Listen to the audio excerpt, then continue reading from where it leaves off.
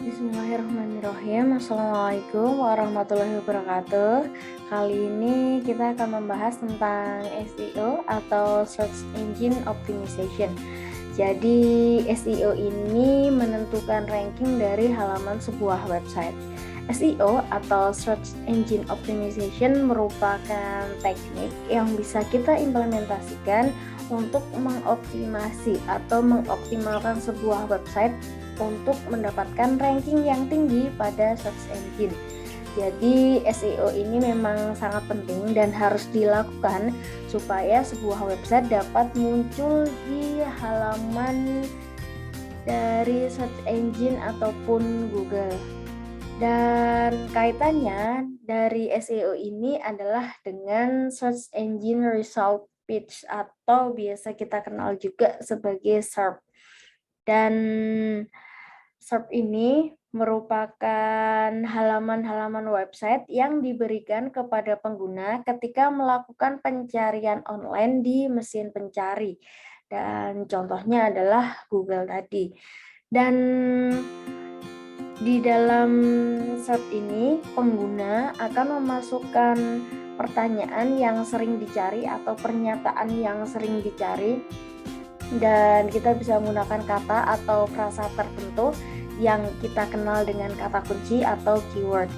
Dan setiap SERP atau Search Engine Result Page pasti berbeda-beda. Bahkan untuk search engine yang sama digunakan keyword yang sama, hasilnya bisa jadi berbeda. Hal ini dikarenakan search engine menyesuaikan dari beberapa faktor, antara lain dari lokasi penggunanya, riwayat browsing, dan social setting yang dilakukan oleh si pengguna. Dan SERP atau Search Engine Result Page ini mempunyai beberapa cara kerja. Jadi yang pertama, pengguna akan memasukkan keyword tertentu dulu ke dalam form dari pencarian yang diberikan oleh si mesin pencari. Ya, dalam hal ini kita bisa contohkan sebagai Google Search Engine. Kemudian Google atau si Search Engine ini akan menganalisis keyword yang kita masukkan tadi. Yang dianalisis ini mulai dari ejaan ataupun dari sinonim katanya, supaya bisa memberikan hasil pencarian yang terbaik. Selanjutnya, dari seluruh halaman website yang ada di database yang tersimpan di dalam database, maka search engine atau si Google ini dalam konteks pembahasan kita akan mencari konten yang memuat keyword yang dimasukkan oleh pengguna tadi. Maka selanjutnya algoritma dari si mesin pencari, algoritma dari si Google akan melakukan analisis konten dan website untuk memastikan informasi relevan dan dapat dipercaya bagi si penggunanya. Kemudian setelah melakukan analisis konten dan websitenya yang sudah relevan, terpercaya, maka Google akan mempertimbangkan karakteristik dari si pengguna. Dan karakteristik ini antara lain dari lokasinya, histori penelusurannya, serta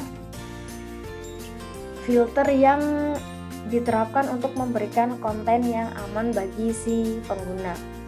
Setelah itu, Search Engine Result Page atau Google Search dalam hal ini akan menampilkan daftar-daftar konten yang terbaik bagi si pengguna, sehingga pengguna dapat memilih nih konten yang sesuai dengan keyword yang dimasukkan di awal tadi.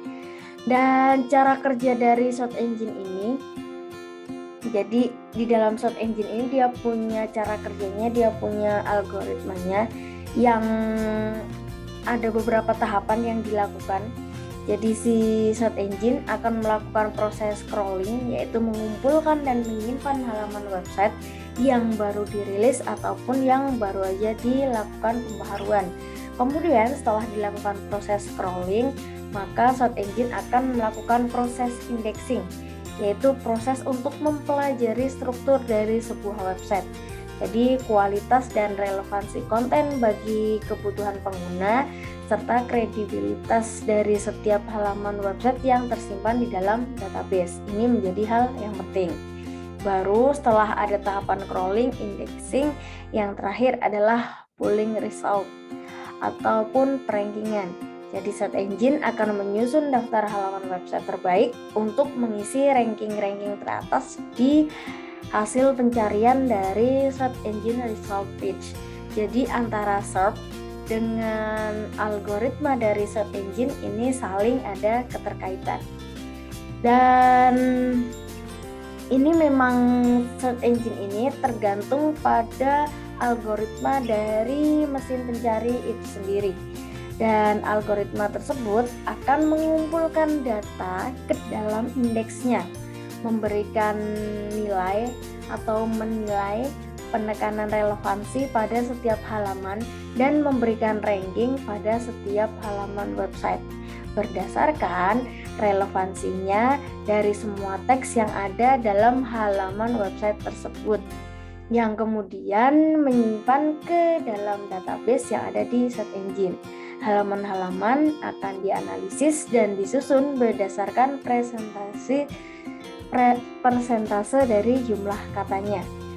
Dan penekanan-penekanan di dalam halaman website tersebut, dalam data-data tersebut berdasarkan dari title tag, meta description-nya, bold, dan lain-lain.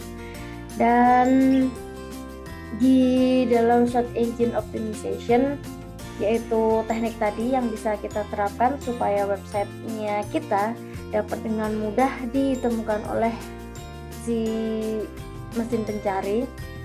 Dan di dalam teknik tersebut kita bisa mengoptimalkan keyword melalui meta text, dan kita juga bisa melalui 5 teks yang dapat dioptimalkan untuk mensukseskan upaya dari SEO-nya kita.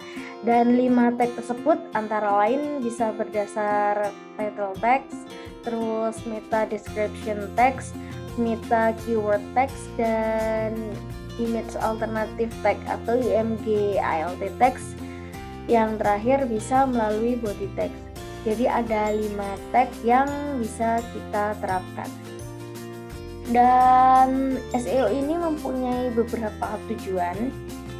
Jadi website mendapatkan posisi teratas atau setidaknya website tampil di halaman pertama dari hasil pencarian berdasarkan kata kunci atau keyword yang ditargetkan. Kemudian tujuan yang lainnya dari SEO adalah website dapat mencapai posisi teratas pada hasil pencarian, dan website bisa memiliki peluang lebih besar untuk mendapatkan pengunjung ataupun pelanggan baru. Jadi memang SEO ini bermanfaat bagi website personal maupun website bisnis. Sebagian dari traffic terutama di website bisnis ini memang didatangkannya dari mesin pencari, dan tentunya jumlah traffic akan berpengaruh terhadap keberhasilan dari sebuah website untuk mencapai tujuannya. Karena ketika kita membuat sebuah website, kita pasti akan menentukan tujuannya. Apakah tujuannya untuk branding, tujuannya untuk meningkatkan penjualan, atau tujuannya untuk digital marketing. Dan keberadaan SEO ini akan mendukung tujuan-tujuan tersebut. Dan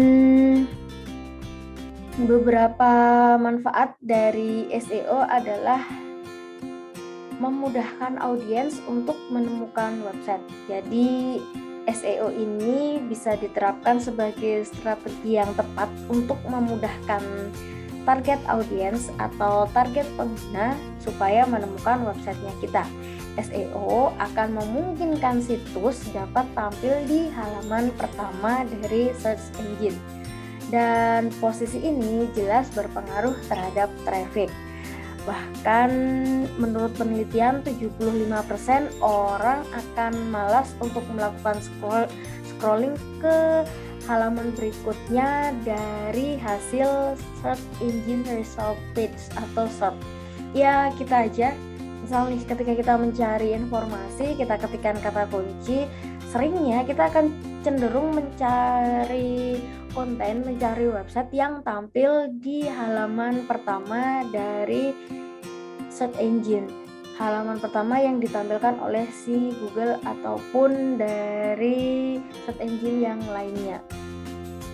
Kalau benar-benar kita tidak menemukan informasi apa yang kita cari, barulah kita akan lanjut ke halaman berikutnya.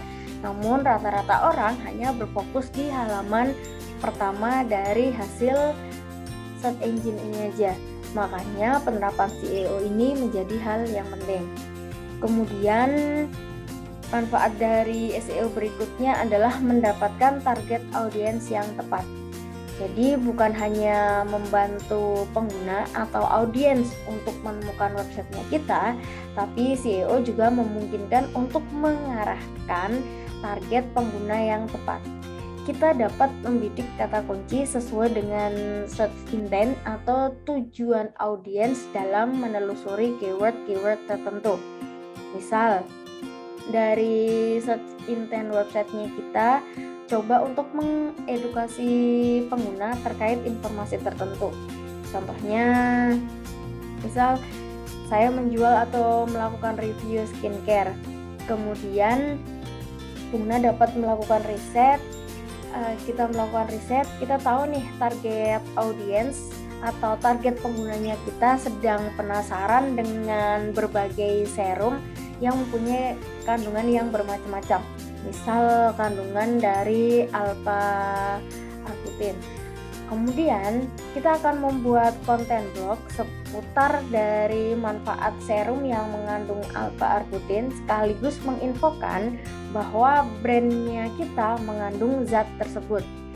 Sehingga dengan menerapkan teknik SEO, konten yang kita hasilkan tentu saja berpotensi untuk ditemukan oleh target audiens melalui Google Search Engine.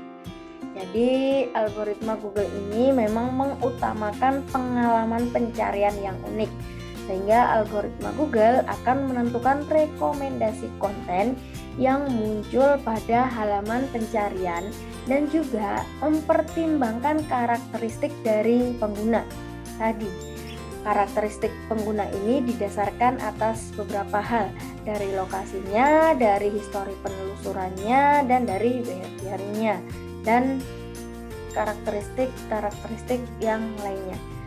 Jadi memang menjadi hal yang penting kita menentukan keyword yang sesuai, yang sedang banyak orang cari. Jadi apa sih yang sedang dipenasarankan oleh si pengguna ini? Dan yang perlu kita garis bawahi adalah tadi, bahwa algoritma Google menentukan rekomendasi konten yang muncul pada halaman pencarian dan juga mempertimbangkan karakteristik audiensnya. Artinya, dengan menerapkan Search Engine Optimization atau SEO, konten-konten websitenya kita akan lebih berpotensi untuk tampil ke pengguna yang memang kita targetkan. Kemudian, manfaat selanjutnya adalah membangun brand awareness. Cara paling simpel yang bisa orang lakukan untuk menemukan produk yang mereka inginkan yaitu mencari info di Google. Ya kita aja, ketika kita mau mencari tempat makan, kita mau beli sebuah produk, kita mau bepergian ke tempat wisata misal, kita cenderung akan mencari informasi-informasi tersebut melalui search engine Google. Bahkan menurut hasil penelitian dari Review Trackers menyebutkan bahwa 63% orang cenderung lebih memilih mencari produk di Google dibandingkan dari situs review lainnya. Karena ketika melalui Google untuk melakukan perbandingan itu juga lebih mudah, maka orang cenderung mencari informasi melalui Google. Dan manfaat dari SEO ini memang tidak datang secara instan. Jadi kira-kira dari pelanggan, dari pengguna ini akan tertarik, akan percaya dengan brand yang kita tawarkan. Ini bisa jadi setelah 3-5 kali kunjungan atau 3-5 kali pengguna ini menemukan konten yang telah kita buat. Makanya dari frekuensi atau intensitas kita membuat konten yang berkualitas ini juga menjadi hal yang penting. Jadi usahakan kita di setiap harinya bisa memperbaharui konten-konten ke dalam websitenya kita.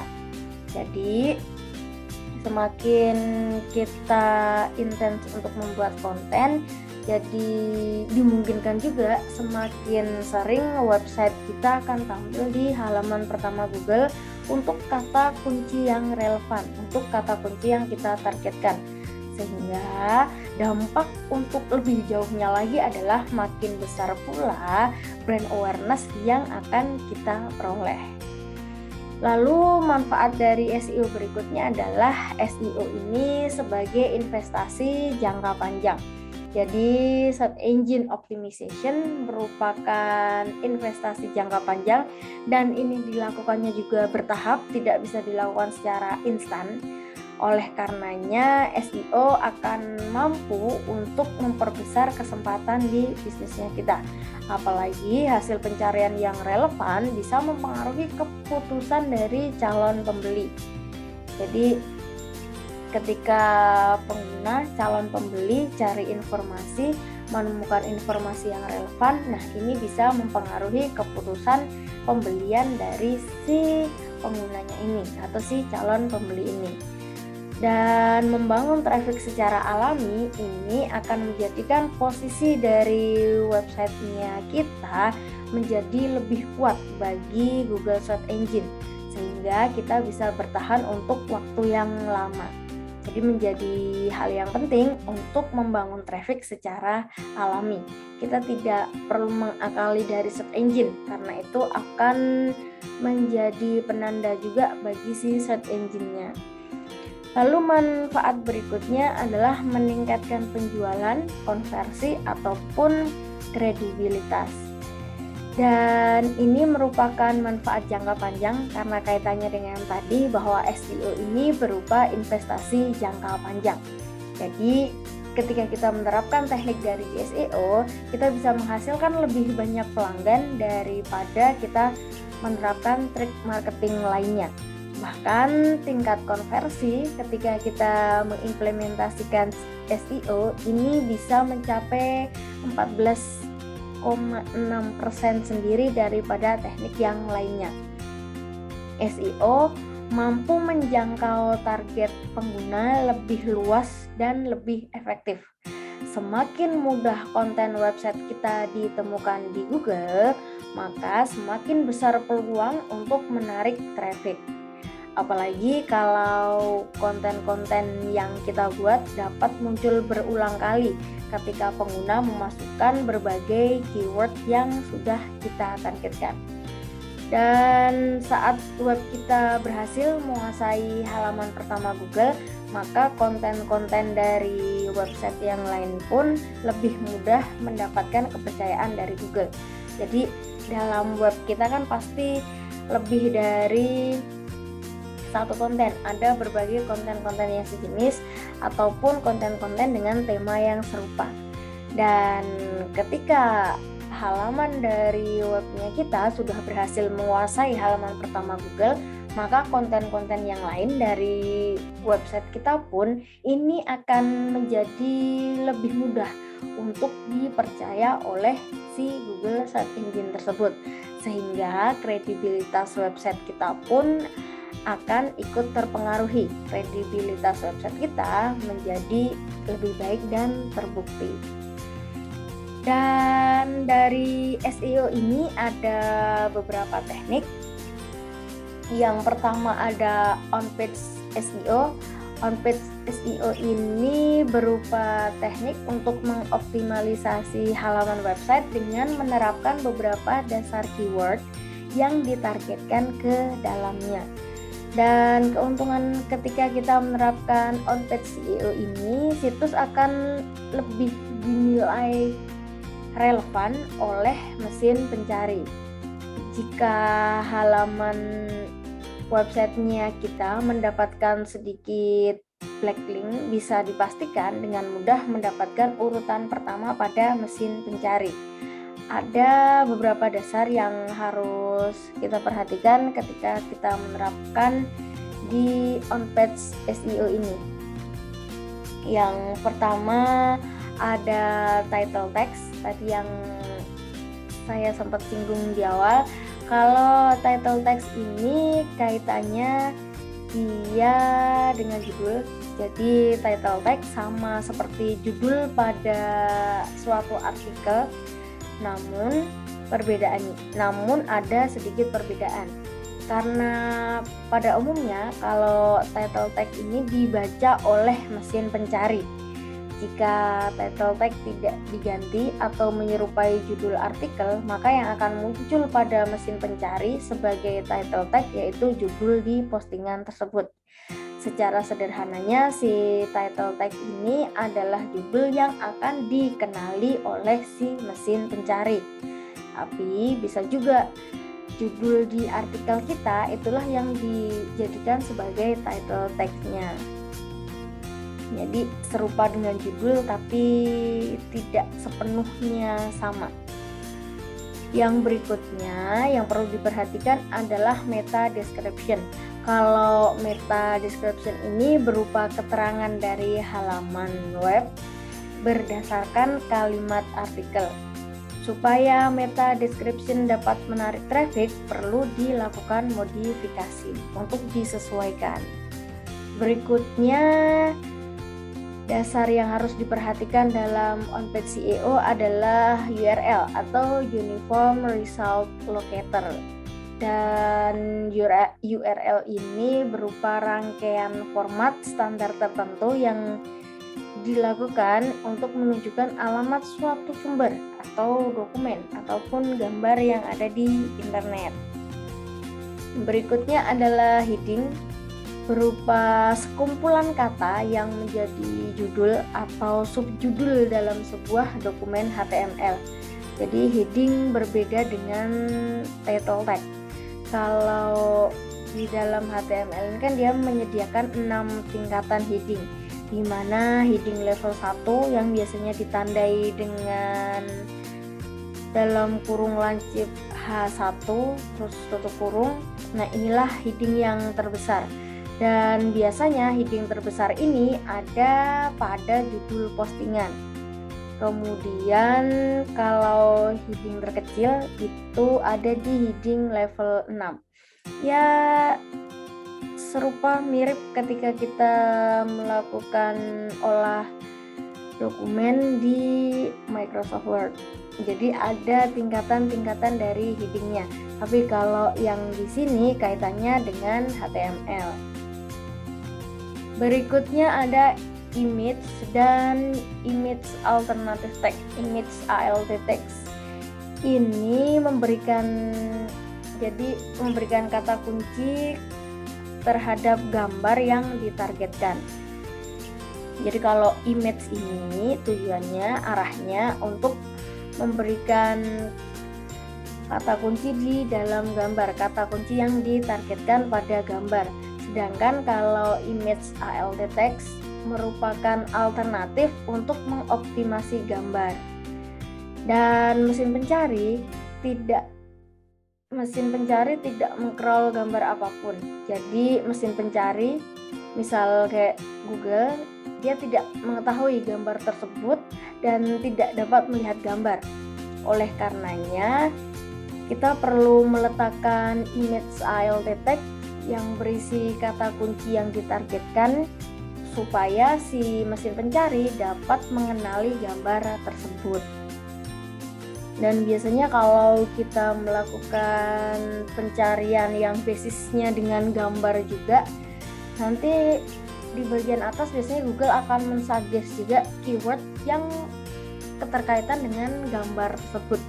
Balik lagi, base-nya berdasar kata kunci yang ditargetkan atau keyword yang ditargetkan, bukan dari gambarnya tapi dari kata kuncinya.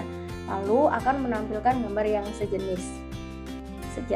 Secara sederhananya yang perlu diingat kembali adalah image ini memberikan kata kunci pada sebuah gambar, kata kunci yang ditargetkan, Sedangkan image alt text merupakan alternatif yang kita terapkan untuk mengoptimasi dari gambar tersebut. Makanya ketika kita upload gambar ke websitenya kita, itu biasanya kita perlu memasukkan keyword yang berkaitan dengan gambar tersebut. Terus di sebelah kanan ketika kita pakai CMS WordPress, itu kita bisa menambahkan dari alternatif teks untuk image tersebut. Nah, inilah kaitannya dari si image dan image alternative text. Lalu yang berikutnya ada link to authority site. Kalau link to authority site ini berupa sebuah postingan yang di dalamnya terdapat link-link yang menuju ke situs-situs terpercaya atau situs yang memang kredibilitasnya sudah baik bagi mesin pencari, misal kayak YouTube ataupun Facebook. Terus teknik berikutnya ada off-page SEO. Kalau off-page SEO ini teknik untuk optimasi website yang dilakukan dari luar situs website yang kita bangun. Dan SEO off-page ini atau off-page SEO berfokus pada backlink dan memperbanyak inbound link ataupun link dari situs website lain yang mengarah ke situs websitenya kita. Dan tujuannya untuk membantu search engine memahami seberapa besar manfaat dan relevansi konten yang kita buat bagi orang lain. Dan SEO untuk off-page ini kita perlu memperhatikan beberapa aspek. Yang pertama ada link building. Link building ini berupa aktivitas untuk mendapatkan link dari website lain, atau sederhananya kita bisa bilang backlink.